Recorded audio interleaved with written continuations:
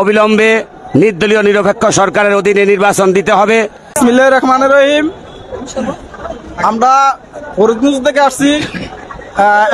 Alhaj M A Hannan সাহেবের নেতৃত্বে আমরা প্রায় 10,000 লোক আসছি। আমাদের লোকজনদের থেকে জায়গায় জায়গায় অ্যাটাক করেছে। ওনারা বলতেছে যে আমরা কোনো জায়গায় লোক গ্রেপ্তার করি নাই, অথচ আমাদের প্রায় 3,000 লোকের মতো আমাদের গ্রেপ্তার করে নিয়ে গেছে। আমাদেরকে শান্তিপূর্ণভাবে আসতে দেয় না। তারা মুখে বলে একটা, বাস্তবে তারা আরেকটা। তারা বলে এই শেখ হাসিনা বর্তমানে মানুষদেরকে একটা চলনার ভিতরে রেখেছে। সে যে রকমের বগিচগি করতেছে, সে যেন উনি যেন এই দেশটা যেন নিলাম করে নিয়েছে। তো আমরা এই সরকারের পদত্যাগ চাই। এই সরকারের পদত্যাগ ছাড়া আমরা রাজপথ ছাড়বো না, আমরা ঘরে ফিরে যাব না।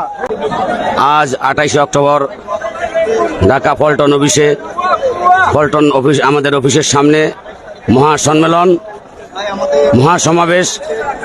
এই মহাসমাবেশে আমরা এসেছি চাঁদপুর 4 ফরিদগঞ্জ নির্বাচনী এলাকা থেকে। আমাদের ফরিদগঞ্জ থেকে বিএনপি, যুবদল, ছাত্রদল, স্বেচ্ছাসেবক দল, শ্রমিক দল, কৃষক দল, তাঁতি দল সহ সকল অঙ্গ সংগঠনের নেতৃবৃন্দ প্রায় আমরা 5,000 নেতাকর্মী আমরা ঢাকায় এসেছি। আমাদের নেতা, ফরিদগঞ্জ মাটি ও মানুষের নেতা, গরিবের বন্ধু আলহাজ এম এ হান্নান সাহেবের নেতৃত্বে আমরা ফরিদগঞ্জ থেকে আমরা এই পল্টন পার্টি অফিসে আমরা এসেছি।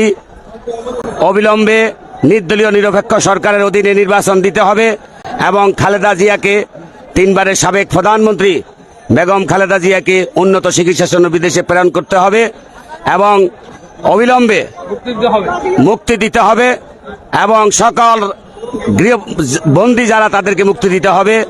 আমরা চাঁদপুরবাসী আমরা এসেছি, আমরা প্রায় 5,000 আমরা এসেছি ফরিদগঞ্জ থেকে। আমাদের আলহাজ এম এ হান্নান সাহেবের নেতৃত্বে আমরা এসেছি।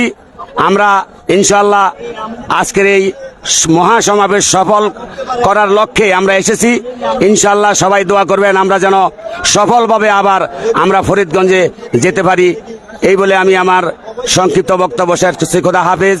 বাংলাদেশ জিন্দাবাদ, বাংলাদেশ জাতীয়তাবাদী শ্রমিক দল জিন্দাবাদ, শহীদ জিয়া অমর হোক, দেশনেত্রী বেগম খালেদা জিয়া জিন্দাবাদ, বিএনপির ভারপ্রাপ্ত চেয়ারম্যান তারেক রহমান জিন্দাবাদ, আলহাজ এম এ হান্নান সাহেব জিন্দাবাদ জিন্দাবাদ। আসসালামু আলাইকুম। চাঁদপুর 7 নং ইউনিয়নের শ্রমিক দলের সেক্রেটারি আমি পেশা হইলো আমার রাজমিস্ত্রি।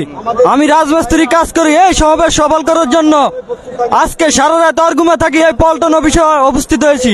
একমাত্র তারেক রহমান যে বিজ্ঞপ্তি দিয়েছে করে ওই বিজ্ঞপ্তি অনুযায়ী আমরা এই পল্টনে আজকে হাজির হয়েছি। আমরা আগামী দিনে তারেক রহমানের নির্দেশে এই পল্টন অফিসের আজ যা ঘোষণা, এমন ঘোষণা দিতে চাও আমরা রাজপথ দখল করে রাখবো ইনশাল্লাহ।